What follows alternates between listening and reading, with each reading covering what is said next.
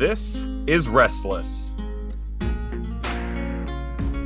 Welcome back to Restless, a post-mortem on the young, restless, and reformed. And this Oktoberfest, Restless is a post-mortem on the rise and fall of Mars Hill. I am your host, Matt, joined by Pastor Michael. Pastor Michael, this October, we are finishing our review of the rise and fall of Mars Hill.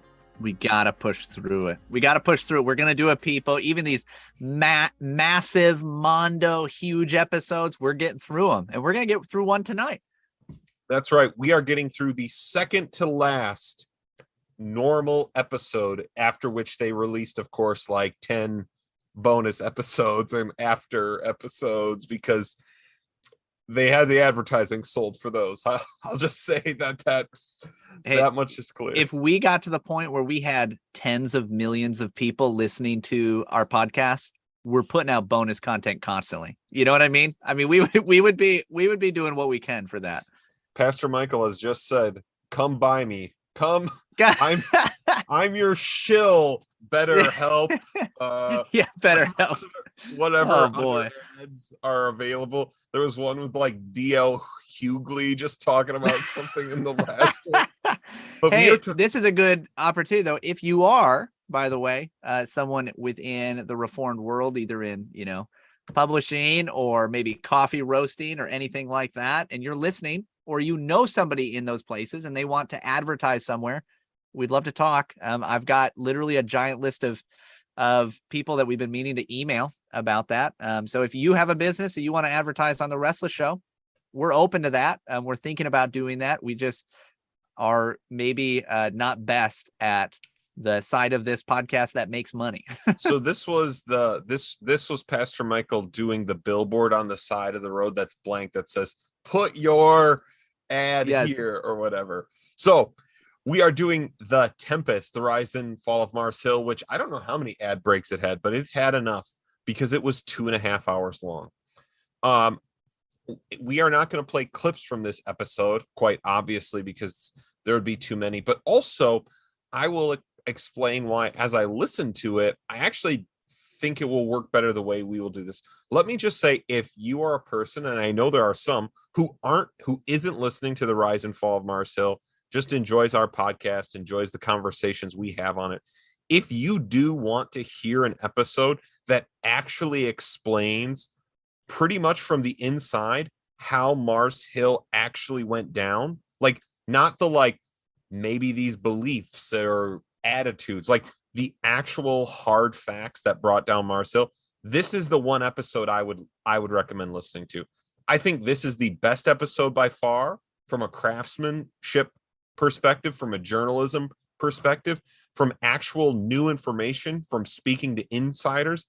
I actually wonder if they got some of these high-end people and some of these calls about what to do in these crises, and based on that information they said we could make this into a podcast. What do you think, Pastor Michael? Do you think this is maybe the high point in what Mike Cosper was able to do with this story? It has to be.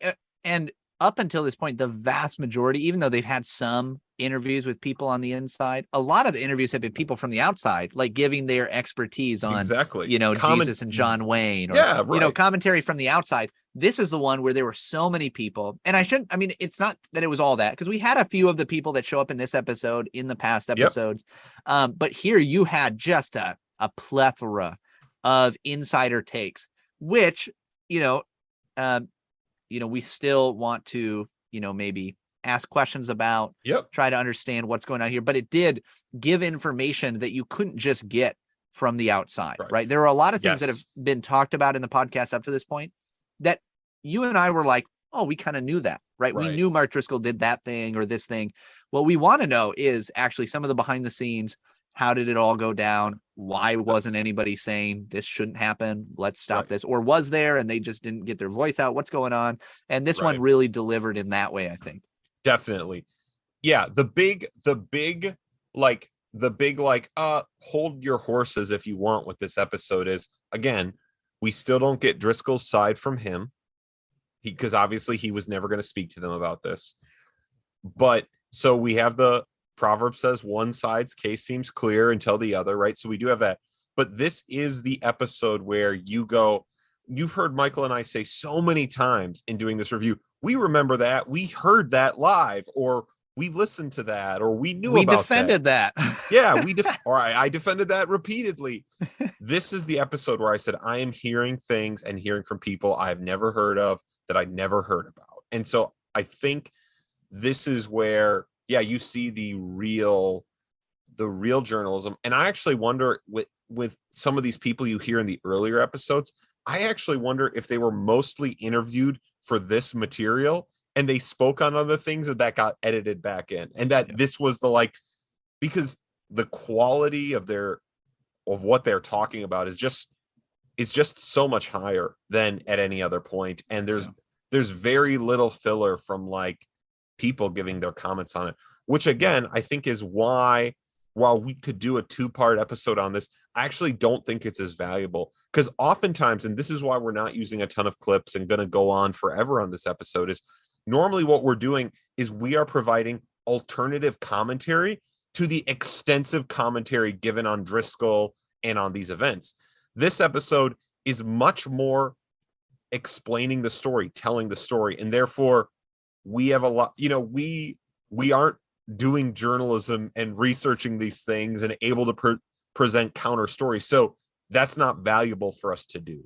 And so we are going to do this in one shot. And so, I just think that if you want to hear it, if there's only one episode, and I'm sorry, I'm picking like the longest one for you, this would be the one episode that I think you would get a very clear picture of what happened at Marceau.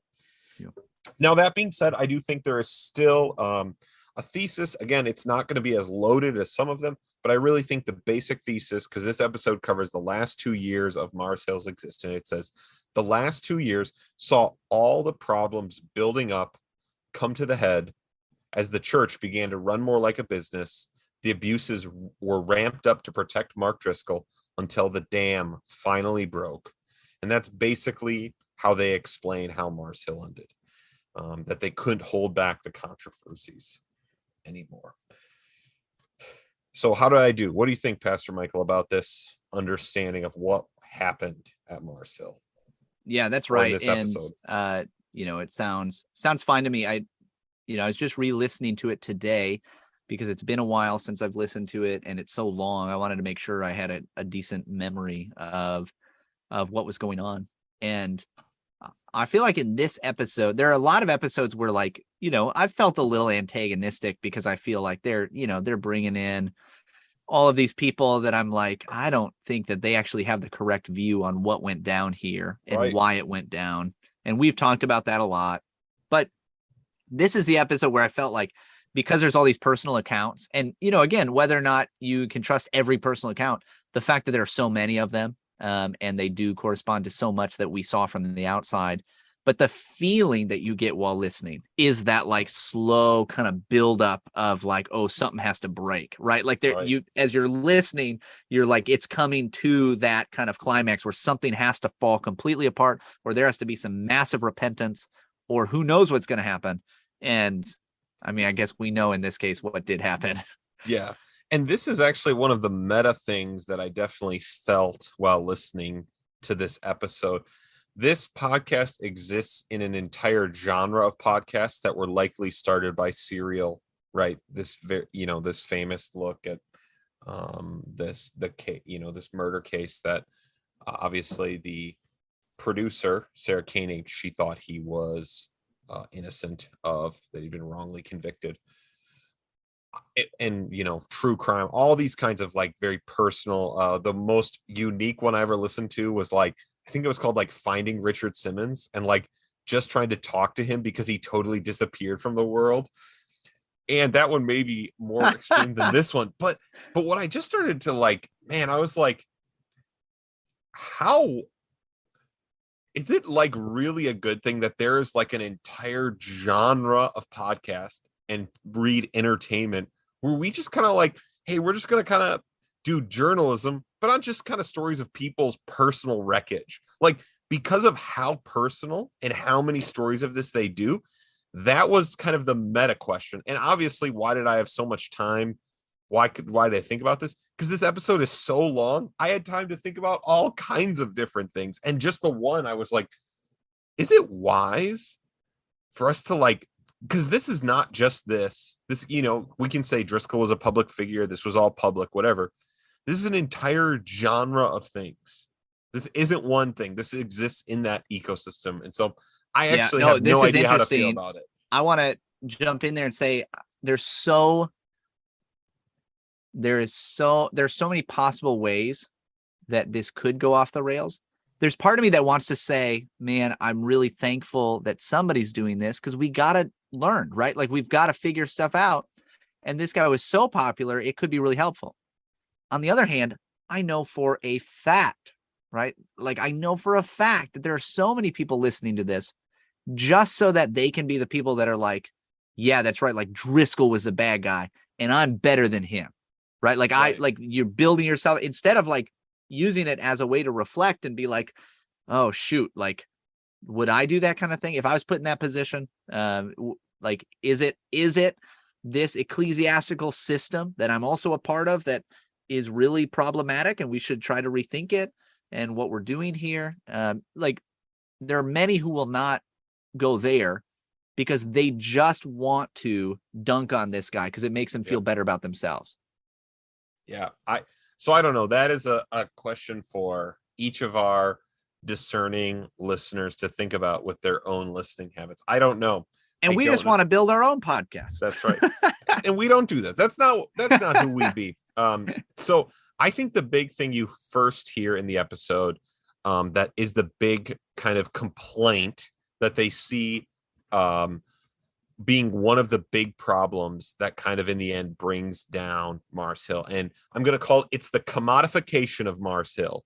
It's the like full standardization of their campuses so that one product can be presented wherever it is, which I know everyone like you must feel sick to your stomach hearing me describe that. And lots of people hate it because in my mind, here's why everyone hates it. Because in the end, when you take it to its logical conclusion, nobody wants business consultants to run the church, which is what was basically happening at the end of the last 2 years of Mars Hill. Literally. Yeah. Sorry. Not basically. In actuality, the church was being ran by people with financial interests and for business purposes. Yeah. And those were the concerns, right? Like, yes. Even, when you hear, is it Sutton Turner? Is that his name? Sutton Turner, a guy who gets all the guff he gets, he deserves. I'll just put it that way and let you continue on. Yeah. So Sutton Turner's mentioned in this episode a lot. And, I just remember one point where when he first came in and what's his like judgment about where the church is at and the problems. Well, the problem is that financially, we wait till the very end of the year to make up all the money from that we need for the previous year. And that's the problem because our budget's getting bigger and bigger and we need more and more of this Hail Mary pass at the end of the year to make it work. And I was like, that's not the problem. You know what I mean? That's a problem, but oh man, is it not the problem? So, I mean, even the fact that is seen as like, oh yeah, this is what we need to deal with. And even right there, man, what a good thing to remember for all of us that the church is not a business, right? The church is not a Fortune 500 company. That is not how the church is supposed to be run. And the reality is that many, many, many churches are run from the perspective of like it's a business. Correct. Now they don't go as extreme as Mars Hill does, right? Yes, where it's literally almost never. Yep. Sutton Turner is brought in as the CEO. Like he was a CEO of other companies. He was brought in to fill that role. Yep. To be a CEO. And they called it executive pastor. Yeah. Also, a lot of the time, instead, it's like the guys who end up as elders are businessmen and they're like, well, this is how we would do. Like it's just the air they breathe. Right. So they just, instead of being trained into what it looks like to be a shepherd, instead they're running things like they would a business. Right. Or your church, we're like, well, we just need to use some of the leadership, these like secular leadership material. Like we'll bring in all these various things. Now, like what's interesting and unique about Mars Hill is they said self-consciously, we're running this as a Fortune 500 company. Here we go all the way. And that and leads to, of course, all kinds of changes and a franchise model. So they have to like squash all differences to make this thing the most, man, like, again, it is unsurprising to me that basically in this time frame at the beginning of this point is when I lost interest in Driscoll. It wasn't because I believed he was suddenly a bad guy. It's because I believed I had nothing left to learn from it. Because whatever, all the hard edges that were attractive and made it challenging, like intellectually and spiritually challenging, and what's going on, what to think, the things that were unique about it, they literally have to stamp that out because business consultants are running things now. Yeah, it all becomes about image and brand. Yeah. And even the fact that, this talks about how so many things kind of boiled up over time where, the church had been trying to keep under wraps, for instance, like this message board from the very early days of the church. And they were trying to they were reaching out to former members and congregants about like, hey, do you have snapshots of this? Do you have like a saved copy of this? Because we want to make sure nobody has it because we know that that's going to make the image look bad later. Instead of have Mark Driscoll come out and say, man, I used to really say some horrible things. I want to publicly repent of those things, even though it was kind of a private message board. It was kind of public because it was for the church.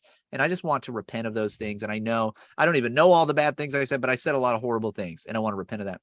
But that would cut right across the image that they were building of this guy, of being like the man, right? Like he's the guy that everybody can hear from and listen to. But man, I'll just say, Sutton Turner, I'd love to have you on the show, but you don't have to go down with the ship. Like, yeah, that is a punk move. Like, oh, well, I guess I'm going to go be CEO somewhere else successful. It does seem like such a cop out, right? Well, like that he helped me realize that I could be free of this. Yes! Dude, you're the guy helping to steer the Titanic into the iceberg. Yeah. Not that wasn't meant to be like a conspiracy, that was on purpose or anything. I just that's what you're doing. Do you understand that Driscoll is going to say, I feel like I can be free of this? And we're like, that monster. But this guy's like, well, I talked and that's to what someone. He did. That's what Driscoll did. God told us to go, like we could go. God told us we're freed. Yes. So we can leave. And that's what Sutton Turner did. It's like, he's probably right. Yeah. So this led me to two questions. So one of the things in the branding thing is they broke Driscoll leaves TGC. He's no longer interested in this association. Gives Acts 29 over to Matt Chandler. I really believe there's an interesting alternative history where he's still on top of these things and this all happens. Man, I do not. God's grace to those things that he, for building his own self-image, left those things. Yeah. But here's my one question as we'll leave this section, go to the next one. So one of the things that happens in this process where they're bringing in Sutton Turner, they're standardizing things, and they are just wild. I mean, like they say, like 80% of the staff turnover in these 2 years. Just wild changes occurring in the church. Do you think Driscoll, the person, is lonely? Or is he literally a sociopath? Like, with the amount of changes that are happening, that was the thing that I'm like, man, that would be a question I just want to hear from Driscoll. Like, just tell me, was that super lonely?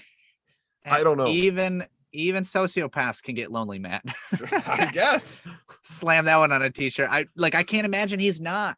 But at the same time, like that impulse that I think all of us have, right? That impulse of not repenting, but hiding, right? And trying to like cover things up on our own, where we have to cover ourselves in our own kind of righteousness, where we can just try to play everything off. Like, well, it's really not my fault, or, God was calling me to something else, or it's just these bad people all around me. They mentioned at one point that, Driscoll kind of let down his guard a little bit at this, at this retreat thing that they did. He said something about playing word association with his wife, and his wife said people. And he said, I don't even remember, like Yeah, I don't scary or hurt, or Yeah, I don't know what, but he like was obviously trying to insulate himself from people because he was super suspicious, which, by the way, is a massive sign of narcissism, right? Like if Right. you think everybody's out to get you and tear you down, dude, you got serious, serious problems of narcissism. Right. Right. So the next section of this episode lists the kinds of abuses and abusive practices that were happening in the church to protect Driscoll, to push this thing forward.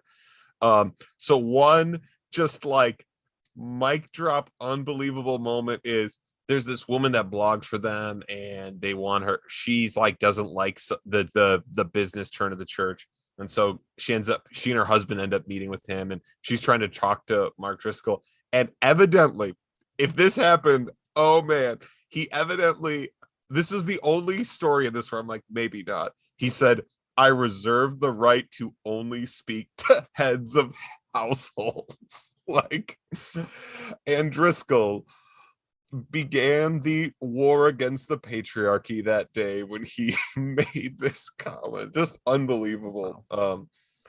Yeah, well, just the, like, that's so obviously, it's so obviously a move of like right. a power play of like, yeah. I'm trying to shame you, right? Like I'm Right. trying to hold this over your head and try to like humiliate you in front of everybody else. Yeah. And so so this woman also, in when her husband's finally fired, I really feel bad for how this guy got fired. I actually feel worse for them with how he's portrayed on this podcast, because his wife called him an empty, broken shell of a man 3 different times in her recording, and I was like, ooh, I felt bad. Sorry. I'm sorry to like pour it on this guy, but I just like kind of laughed the third time. I was like, okay, we could have like she's just giving an interview. Like we could have cut one of these. Like we didn't need like, and when he left with his stuff, he looked like a truly empty, broken shell of a man. Absolutely emasculated. Absolutely, Yeah, like, oh, what a bummer. And so interestingly, there was a group, you hear about groups of elders who brought charges against Driscoll and how those things were handled. One of those groups was led by Dave Kraft, who wrote 2 books for leadership for Mars Hill, and I have them both on my shelf. And so I'd like to show you what they were called. So the first one is called Leaders Who Last. So Dave Kraft wrote a book for Mars Hill about what it takes to be a leader who lasts. His second book, feeling like maybe it seemed like he or maybe this one wasn't written by him, but this was just the next one they put out with him, and it's called Leading on Empty. So you get 2, as time went on, you went from Leaders Who Last to Leading on Empty. And so wow. I didn't realize that when I bought these books. You just see that, like, you're just tracking the church, right? Like as it's going. Yeah. Leading when everything's the worst. They it's almost like this guy's writing these books like just for Driscoll, right? Like he's just trying, like, man, I hope he reads these. Yeah. Man, I hope he actually reads a book a day. Yeah. because of course I'm sure, recommended these, but and so the big thing that I found crazy, and I'll actually say where I think where the line is crossed, where I'm like, you guys are now the evil empire. Like there's like, you've crossed the line. So one, the insane practices, and I know this has happened at Southern Baptist institutions. I think it is insane that there are Christian churches and institutions requiring NDAs to be signed and non-competes, especially for you to get severance. Like that is applied. I think it is insane. It's insane. This is like just the very nature of gospel ministry, of church ministry. It's not that everything is blasted publicly. It's open. It's honest. It's right. We're not working by shameful and underhanded ways. We're not working by cunning. Right. No, it's just, it's an open proclamation of the truth. And there are still going to be things that are a kind of confidential, although I don't even love the word confidential because it just makes it seem like that kind of avenue, right? Like this is kind of a cold business world where we keep things under wrap. But like there are things that you need to have a certain amount of discretion for, right? And not everybody needs to know, and not everybody needs to hear. Not all things are public. There are private matters. But man, when I hear about non-disclosure agreements within the church, it really bums me out. And instantly, I think that I cannot trust you at all. Right. That's how I feel. Instantly, I can't trust you, right? Because you're trying to hide something. You're trying to protect something. But what are you protecting from? Right? You're not like, just gonna be able to plead your case openly and honestly. Well, then I just don't know that I can trust you. The Gospels and the apostolic leadership are over and over so clear that like we did everything in public in front of, like, this is their thing. Like, we did this as publicly and openly as possible, and we are Christ not himself like says this, right? I mean, when he's arrested, I did everything in front of you and you didn't arrest me then, right? Like, you saw everything, you heard everything, and you come under the cover of night. Right. And so I just think, again, there are other Christian institutions still doing this, and this is insane. I've heard of this in the PCA. I don't know if this is true, but I've heard of cases, particularly in certain cases of like, kind of megalomaniac type guys who get into the pulpit or, in places of leadership. I have heard of this kind of thing happening, and it's gross. It's insane. And obviously, as Pastor Michael is saying, there would be a horrible way to sin against the church you left, right? Like, you're going to blast all your counseling cases out. Like, there are insane sinful ways you could harm things, but like, to just be like, you can't just, it's just a thing that it's insane that this is like, that this happens in parachurch ministries and all kinds of things. And this, man. So I think where they cross the line for me, where they like become the true bad guys, where there's no going back from this, is there is a pastor apparently at their downtown campus who's kind of resistant to some of their changes, because he has a pretty unique ministry, right? It's basically, he's running an inner city church, so he's dealing with prostitution, like he's dealing with some very intense things. And I'll just say, again, don't know the guy, don't know what he and I would agree on, but he sounds like he's acting like a pastor. He sounds like an actual pastor. Yep. He sounds definitely sounds like an actual pastor. And the fact that the Mars Hill Machine declared war on this guy, that was the moment I said, this Ichabod, the glory has departed. You are Antichrist. You have declared war on maybe the only pastor you employ. Yep. That was the moment. Oh man, you feel it when you're hearing this guy get interviewed, because he is just like a regular guy. And on the interview, you hear the kind of, I mean, he's not like vengeful. Nope. He's not like some of the guys come on and they're really angry. Oh, yeah. He doesn't seem that way at all. He's like unhappy that it went out this way, but he's clearly like got a pretty solid outlook on it, from like a personal spiritual perspective, at least from what you can tell, at least what he interviewed. And Mike Cosper, even at one point, is like, when this guy was telling us, they're interviewing him, and Mike Cosper breaks in to say, actually, when he, responded or talked to Mark Driscoll or whatever he did, this letter he wrote, or I can't remember the details, but he was like way more like self-deprecatory. When he defended deprecatory. What am I? He was self-depreciative for self-depreciating. He was self-depreciative. Anyway, so he, even Mike Cosper's like, this guy doesn't even like talk about how like nice he went about this, and is the kind of guy that probably is looking back and like, man, I could have handled it better. I should have, just a good, like, just a nice guy, a good guy. And that to me gave me a nice rule of thumb that when does a church become Antichrist? When they begin attacking the real pastors among them. So for example, the old Presbyterian church, when did they become Antichrist? When they began attacking Machen. When did Rome become formally Antichrist? When they began attacking Luther. Right? When did the North American Episcopalians become Antichrist? When they began attacking J.I. Packer, right? It becomes this like very, right? Obviously the Pharisees, right? They're attacking Christ. It just becomes this like, oh, wow, a very helpful rule of thumb that when they begin to assault the real shepherds, that's when this isn't like there aren't problems, there aren't need of reform. Like, this thing is dead. This thing is this thing is gone. So the next section I want to do before we come to towards the end is we're going to talk about the characters who we'll say got Driscoll, right? The people that brought all of these things to light. And we'll see how much of these people Pastor Michael knew about, because one was very well known to me, the other was pretty known, and then the other one was actually was very new information for me. So the first person they kind of bring in to talk about how they got Driscoll was Janet Mefford.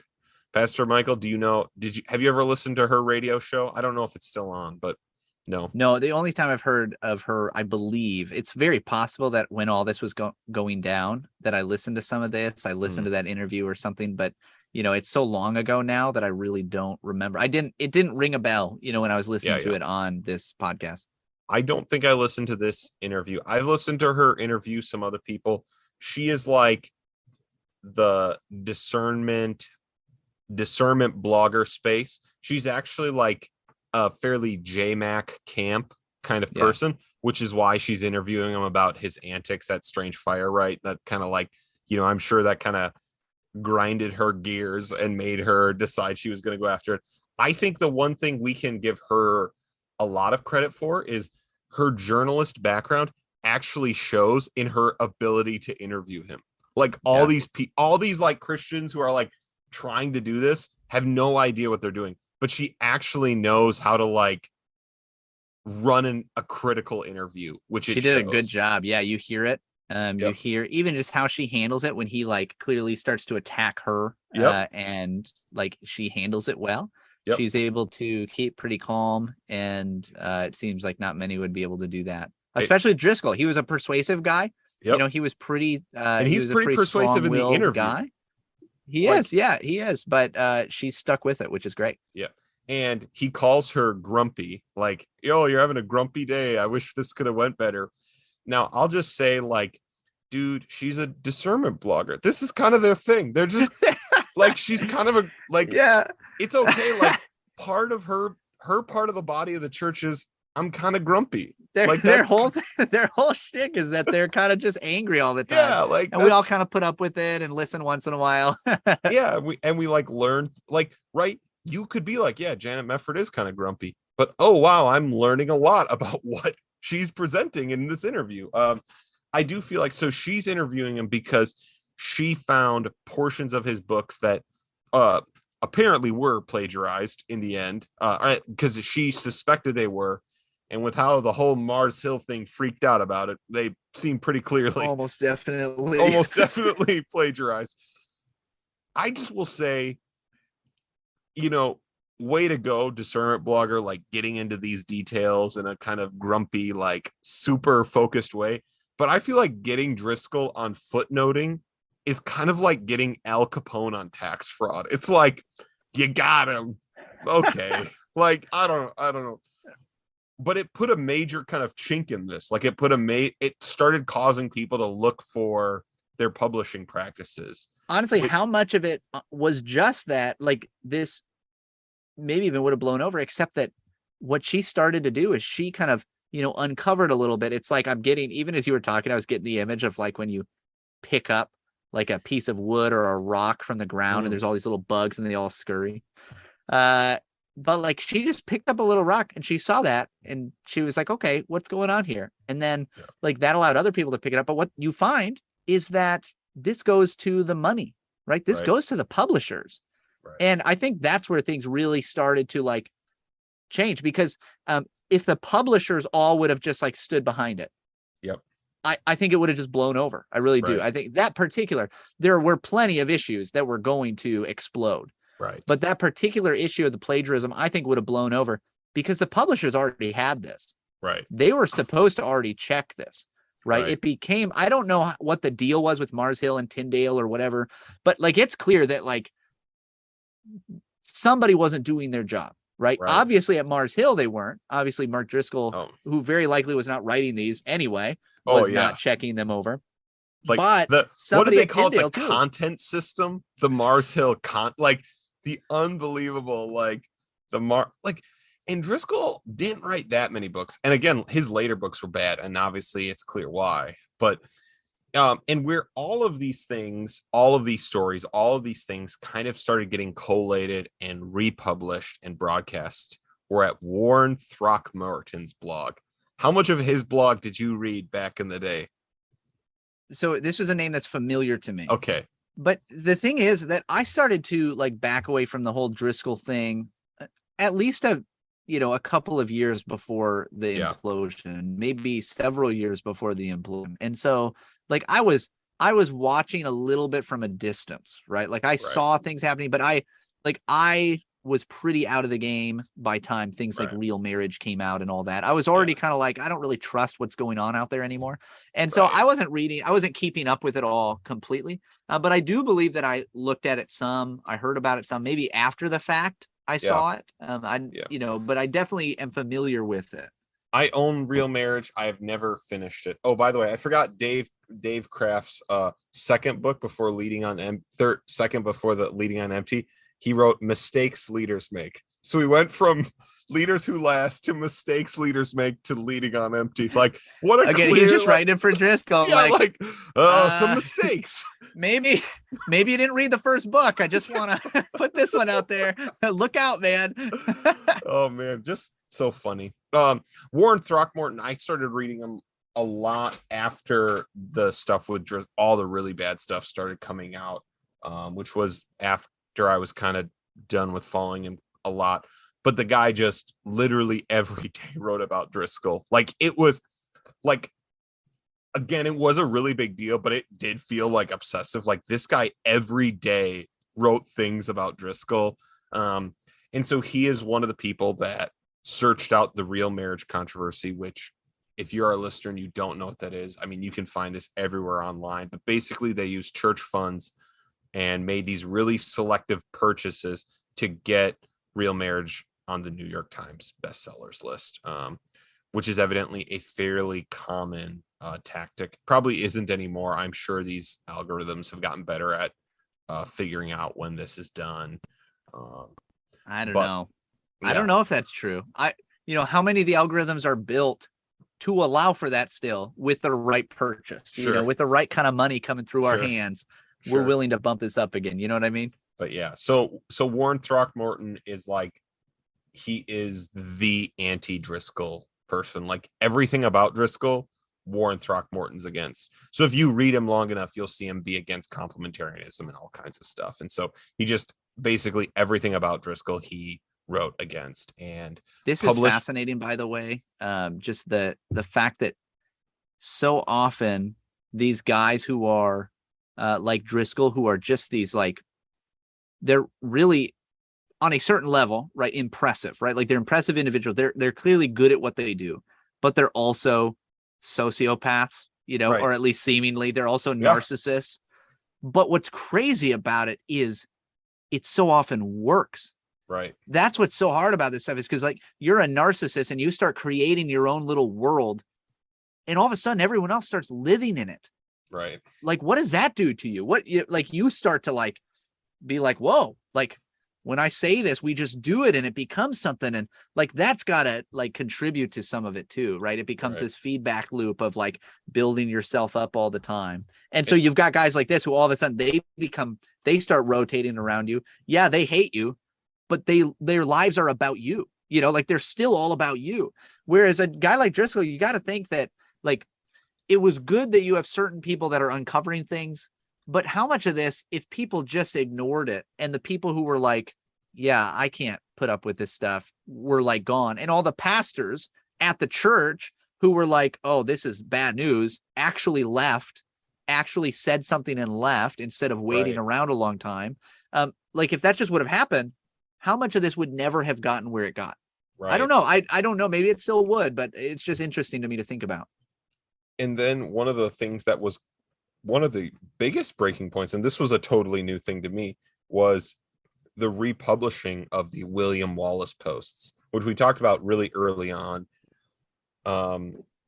These basically like internet, basically troll dudes, like saying, we're going to publish this all. This is what got Paul David Tripp to leave. Dude, like this is what got the dude, our friend from Chicago, from Harvest Bible Chapel, James McDonald. This is what got him scurrying off. If James McDonald is leaving to cover his butt, you better be looking out. Like there's something really bad going on. I'll just say, like, I have a feeling he just didn't want investigations to investigate his personal life. Yeah, no doubt. Well, and even he says it, right? Like it says it every, like when he left, he was like I still support this guy 100%, right? Everything's good. I'm sure he had that call to Driscoll where he was like, dude, you've seen some of the church books at my church. Like, we can't let any of this stuff get out. I got to get out of here. Yeah. And so I did, and I'm like, you're getting to the point, he's getting what's coming to him. Like, all of this is deserved. All of this is earned. But I'm like, dang, like, anonymous internet dudes, like, reposting stuff. This kneecapping is just like, it's just like, dude, when you're living in the mud, like, okay, I get it. Like, you're going to get these other mud monsters attacking you. But it's like, yeah, the end of Mars Hill, the end of Driscoll is, I'm like, this isn't how this is supposed to go. Like, and even like 10-year-old posts by him, I'm like, again, pretty lame. Way to go down. But okay, so I have 3 quibbles with this episode that I have praised pretty heavily. So the first one is part of the Mars Hill Media Machine is the Docent Research Group. Research Group, I believe you're probably listening to me talk right now because I think you may have produced this episode. Because, right, Driscoll is basically apparently republishing your things completely. So sorry, Pastor Michael, I'm jumping way too fast. We've talked about the Docent Research Group in the past. It sounds, by the way, like you're saying that they're publishing our episode. Like they're this episode of Restless brought to you by Docent. Dude, Docent, if we could do just like an interview with you, that would be the best. Let's do it. So Docent Research Group is a Christian research group that gives pastors materials for preaching sermons, for creating Sunday school material, for doing surveys in their community to know what to preach on, this kind of thing. The Southern Baptist Convention, it's been indicated that they may be writing sermons for people because there were 2 very famous Southern Baptist pastors who preached the exact same sermons from Romans using Docent Research Group. Yeah, now one famous, of them, the Southern Baptist, the president, the 2 presidents, and the next president, and then one president suddenly fell on his sword and was like, "It's not that guy's fault. It's not Docent Research Group's fault." So Driscoll is plagiarizing books, and it's these footnoting problems, but this episode couldn't make it more clear. Without any sources, Docent Research Group always footnotes everything perfectly. And they never write sermons for everyone. I was like, dude, this is what you need to blow open. Like, yeah, you got to tell us about this. Who's using it?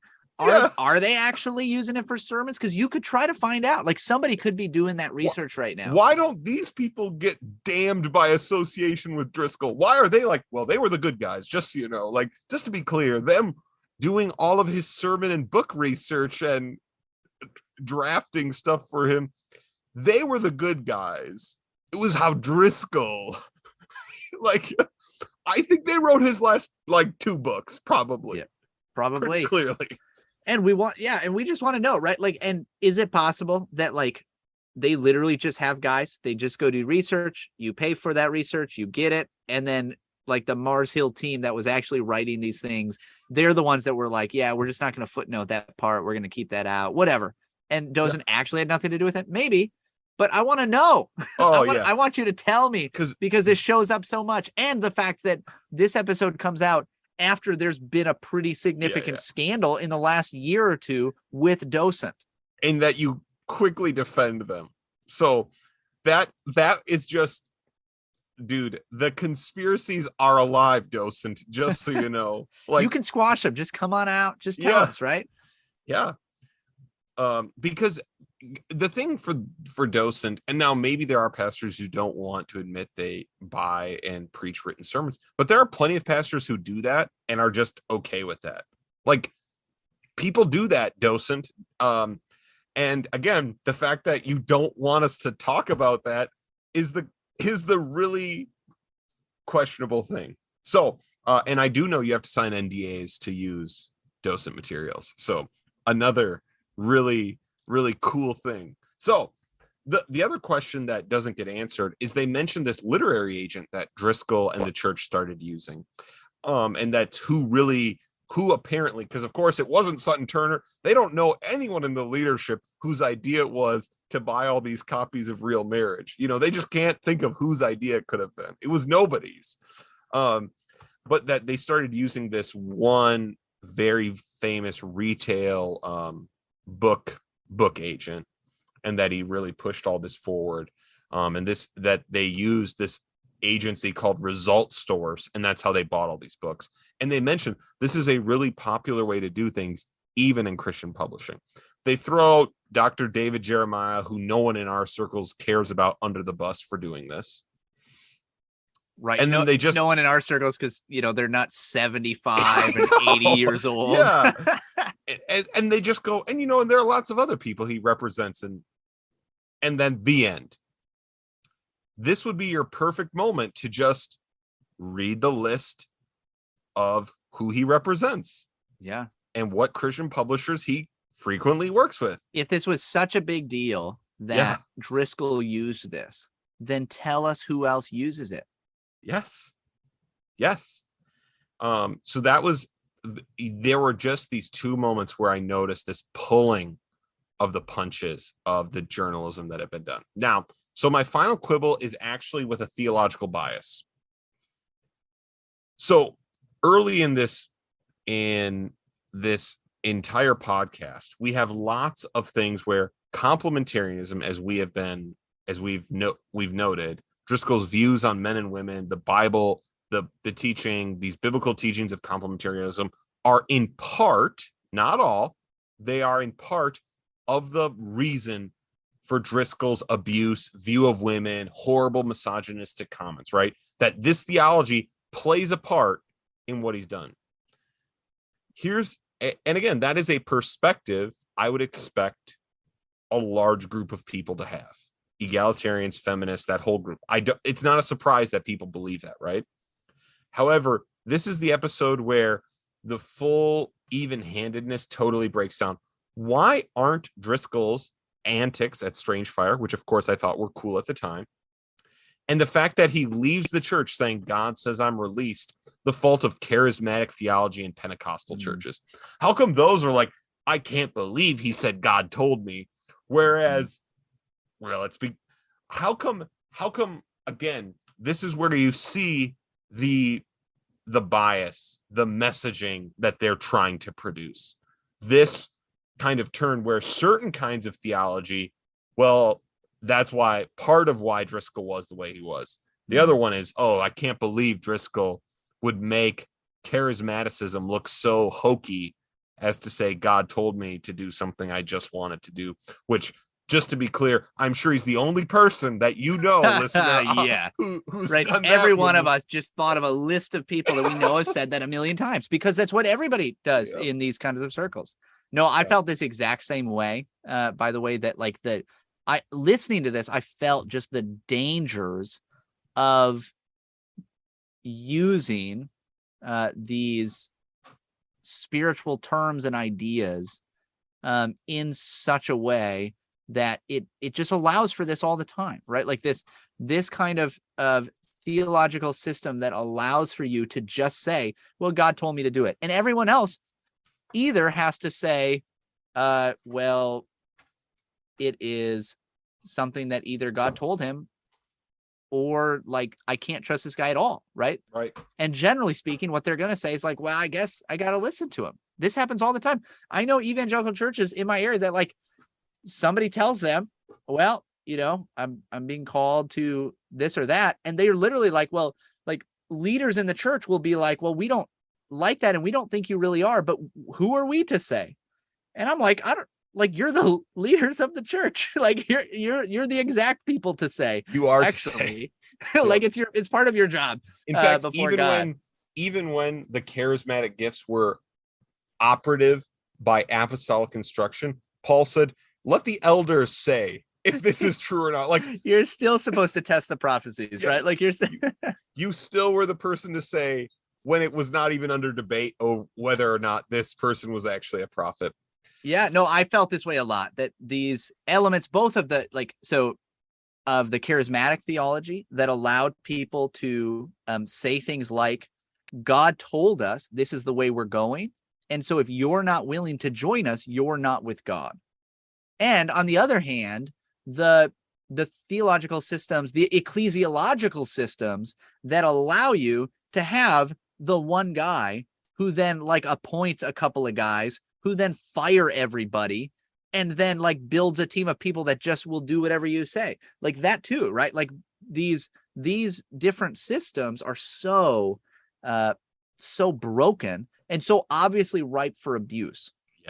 Yeah. So let me ask one question, and then you and I can share a lesson that we got from this episode, and then we can be done. So here's my one question. And this is again a purely speculative question, and that's what we're doing so well here on the Restless podcast. What do you think the mental gymnastics it took were for Driscoll to get from "I will preach my funeral sermon in this church, get in a coffin and die and be buried under this church" to "there's no way forward here and I'm released"? What were the mental the question is basically, is this all just sheer like, I say what I gotta say and I'm done, and there's a pretty big golden parachute in Arizona for me, I gotta go? Or is there some kind of mental gymnastics he actually did to allow himself to conclude something so insanely contrary to what he had said for 10 years or more? Yeah. So this is where we get to the point where like literally we can't know, and we can't. Wild speculation, as I mentioned. It's wild speculation, and it's like this is where you wish someone in Driscoll's position would just come out and be like, "Oh yeah, here's the like tell all," right? Yeah.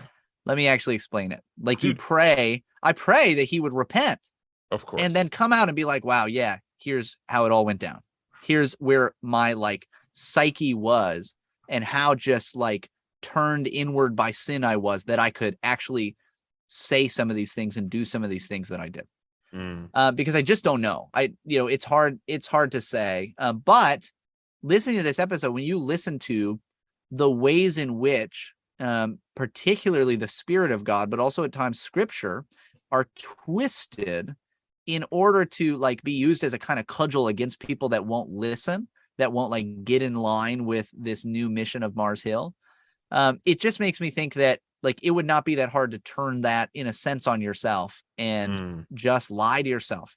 Like that wouldn't be that hard. We all lie to ourselves in certain ways. That comes pretty easily. When you're at this point of pretty extreme narcissism, that line becomes so much more just like palpable and real, that you can just kind of, you just turn. You just do it. You don't turn in repentance. Instead, you just turn more inward in a sense. Yeah, man, I would pay for Driscoll's tell-all, even if he had to have docent research group help him write it. But man, you really hope that at some level, and it's probably not true, that he hoped him leaving would keep the church together, which I'm sure he was not. Like that, like that's me just like wanting like there to be any redeeming, like it's just so hard to even begin to believe that. Yeah, I know. So let's go to some except that maybe he would want that because it was tied up with him, right? Because it was his brand. So it was like, yeah, he has to save it, but only because it would save his image. Right. So let's go to some episodes. So here's the one that they're basically part one. My lesson from this episode has a part A and part B. So Paul Tripp, when he's trying to figure out, when he says this is the most dysfunctional church I've ever seen in my entire life, the thing he tries to do to say, and this is just something I think we all need in our lives. He says, Driscoll, what you need is a 65-year-old pastor to be with you and follow you around and basically just get to tell you what to do. That is what everyone needs, by the way, if you're young in ministry. Praise God for Jim. Yeah. So Jim, Pastor by the way, Michael has this exact scenario, by the way. Yeah, Jim is a senior pastor at church, has been there since I've been at the church, since long before me, but I've had him, for the last 7 ish years of doing that, right? Like every week we meet and he's able to do that. And man, yeah, praise God. Mm-hmm. But I think this leads me to my second lesson. So that's a lesson that I hope for everyone in our audience who might be entering ministry. My second lesson is, as I listen to this, basically from when the business consultants took over, I don't actually think there was any way out of this result at that point. Yeah.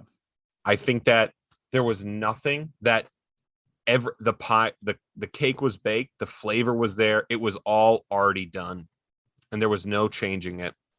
And this is why I think this is a potentially helpful episode. And I hope this isn't true for any of our listeners. There are churches and institutions so bad you can't change them, and there's no reason to stay anymore, because the end is already, the results are already in. It's already going this direction, and there's no altering it no matter what at this point. And obviously this is an incredibly extreme case, but Jesus does promise to save his people. Jesus does promise to save the church and that the church will not fail. But that is not a promise extended to a local church. That is not a promise extended to a denominational body.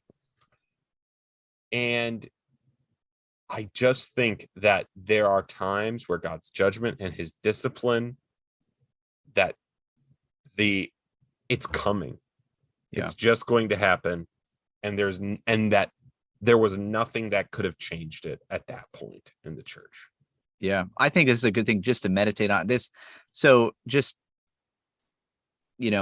temperament wise, I grew up with parents that, were a part of the same church basically my whole life and still are. And despite at times having, maybe, things they would like different or, changes to be made, they just stuck with it.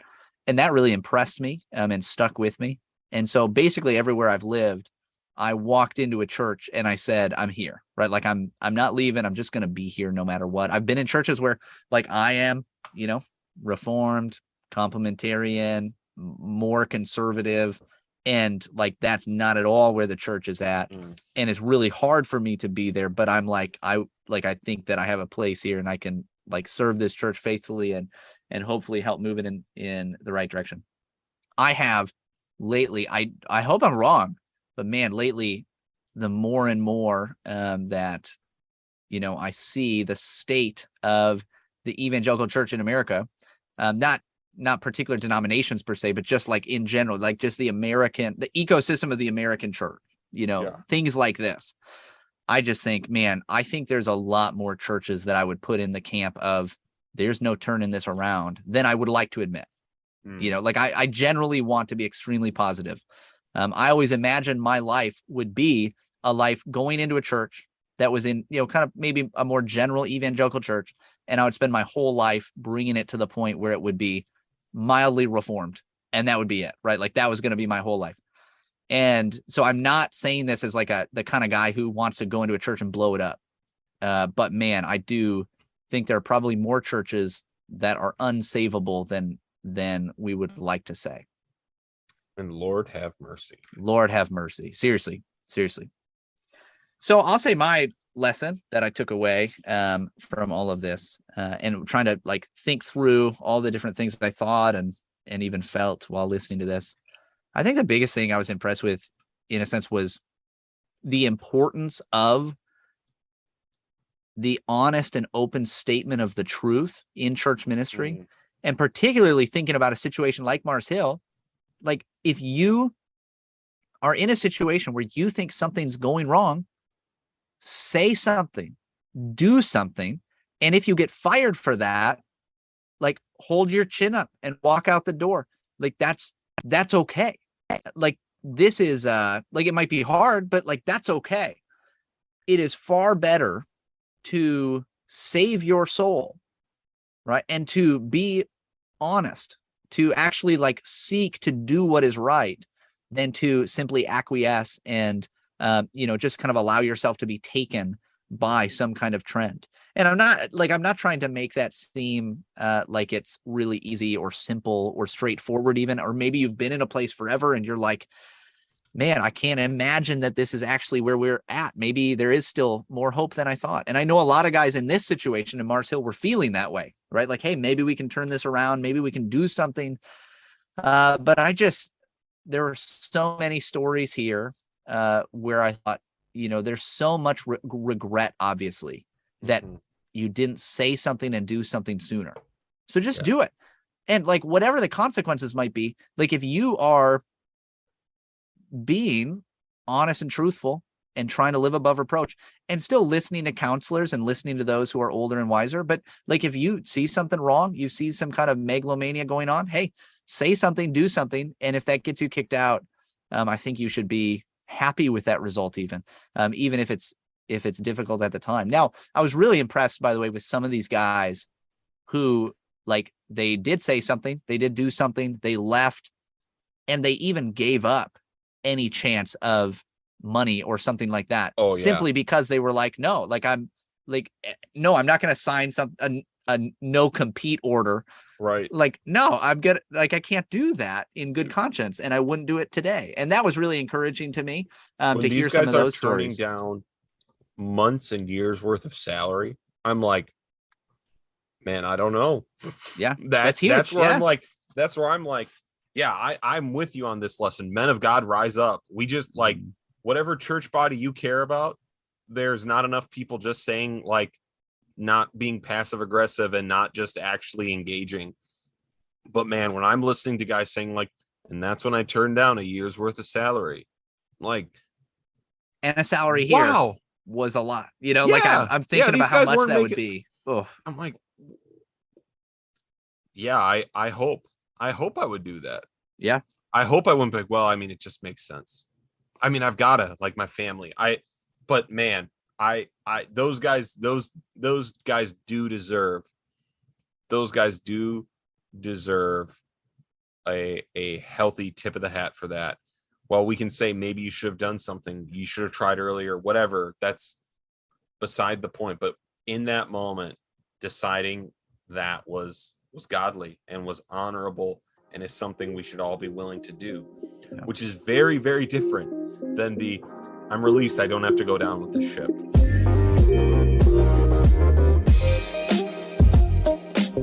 Well, thank you for listening to Restless, covering of the Tempest, or as one of the people who used to work at Mars Hill called it, the Enron of churches. Hey, if you want to read a book that was not paid for to be on the New York Times bestselling list, you can find some of those at therestlesspodcast.com. We've got a couple books out there, so go ahead and check those out. And we will hopefully be back with more Mars Hill at some point soon. Actually, Pastor Michael has reflections he wrote on forgiveness you can find there that he actually wrote. So whatever quality or lack thereof is there, it really is just his ideas and thoughts on the scripture for you and your family. So we hope you enjoy that. Go find it.